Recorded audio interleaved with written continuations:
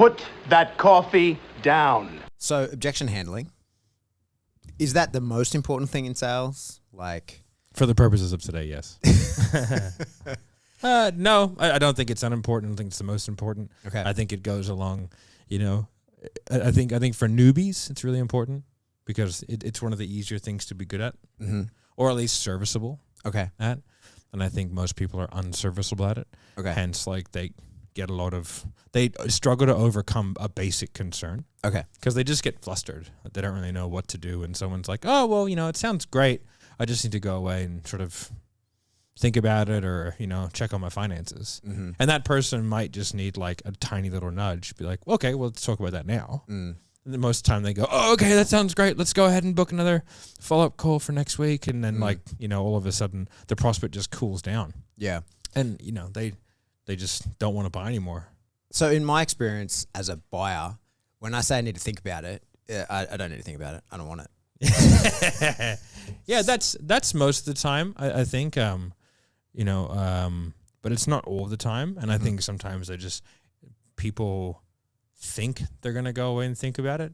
But I can probably name on one hand the amount of times that I've gone away and deeply thought about something for an extended period of time. It's I just really need to go away and think about this. It's are you really going to put away an hour to just dedicate just toward ideating the possible ramifications of this? You're not. You're just going to continue to live life along the way that you've lived it. People usually, they need to buy there and then or they're not going to buy, even if they really do want it. There's been cases where I've really wanted to buy something and for whatever reason, the person had a terrible sales process and I ended up not buying it because it wasn't until 4 or 5 days later. And I was like, oh, just keep the money. Yeah, right. Yeah. You've cooled off on it. Yeah. And I was like, oh, my life is the same. Yeah. I'm fine. Yeah. And sometimes it was things that I'm like, oh, I'm glad I didn't buy that. And sometimes things I'm like, oh, what would it have been like if I bought it? So, but for things like products, I think it's an actual product, if you're buying a piece of art or if you're buying, a car or something like that, I think your cycles are a bit longer. And the chances of that person going away and thinking about it and actually getting it are probably a bit higher. Okay. Because it's you receive the tangible. So you can, you get a new car and you go away and you go, okay, this sounds really good. I just want to go away and think about it.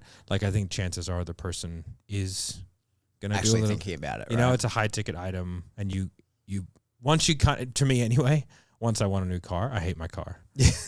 Right? Yeah. So, I know exactly what you mean. fuck this car. Yeah. Right? But with services, and I think expensive services in particular, it's really difficult for that person to then justify the need for it 4 or 5 days later because it's designed to enrich in their life or, help them lose weight or help them make more money. But it's a very sort of the reason why they want to go away and think about it is because they're worried about getting the return. They're worried about getting the result. They just kind of go away. They keep living their life. And then the need that you created throughout that sales goal cools down, fizzles out. And they think, oh, I'm just really busy right now. It's not really a good time. I'm just going to go ahead and table this for the time being, which is why most people just never get started. Right. So I know we're probably a little bit out of sequence, but we're here now anyway. What's the best way when someone says, I need to think about it? What do you say? The first way is you've got to, if they just say, I really need to go away and think about it, I segment them into one of two categories. The first is fear or logistical. Those are the two categories. With that answer, I've got no way of knowing. So what I would do is kind of throw everything out, and then I would have them handle the objection that I think they're maybe giving me. Okay. So if you said, oh, I really didn't think about it, I go, all right, Pat, cool. And if someone just gave you a duffel bag with $10,000 in it and said, this is for your sales training, do you feel like this would be the answer for you? Sure. Right? You go, yeah. And you go, do you mind telling me why? Well, it sounds like amazing sales training and the money, it's not going to cost me anything. I just got that money for free. Okay, perfect. And is there anything in particular that you feel like is of most benefit to you? What's the kind of the key to the castle for, the things that we laid out? I can't remember because we haven't laid anything out. Yeah, right. So I would get them to go so what I would do is I get them to, the objection doesn't exist because let's say it's free. Let's say I give you the money for it.